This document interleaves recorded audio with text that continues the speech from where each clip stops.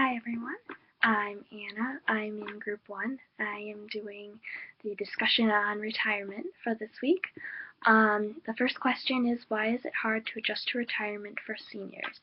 And I think that the biggest reason it's hard for seniors to adjust to retirement is the change in their schedule. So they're so used to doing whatever they normally do for work, whether it was being a stay-at-home mom, not exactly, but like when they were going to work at a business or working at a construction site, any kind of work like that. When they retire and they're no longer doing the work that they've done for years, it is hard to not have that regular schedule. It also is hard for them to adjust because they have a different place in society.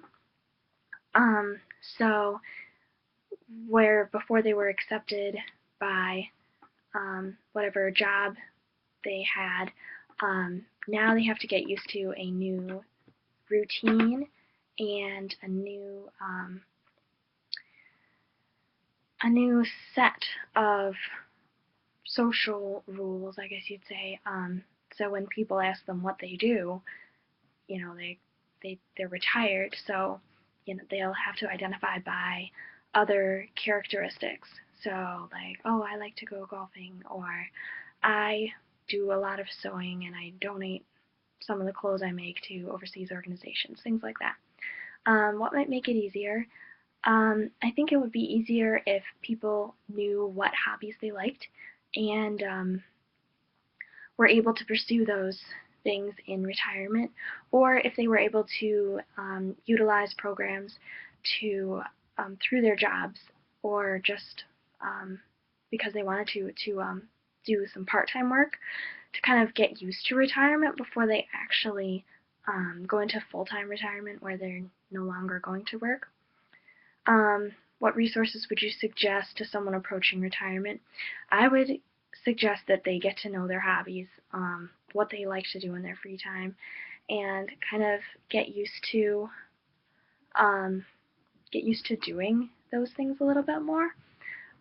Also, I would suggest for them to possibly before they want to retire to like do some part-time work, or the book mentions a couple times take some time off, so like you're not being paid for 6 months or up to 6 months. Just kind of get to know what you want, like what you do with your time, and whether you want to fully retire or continue working part-time or work full-time.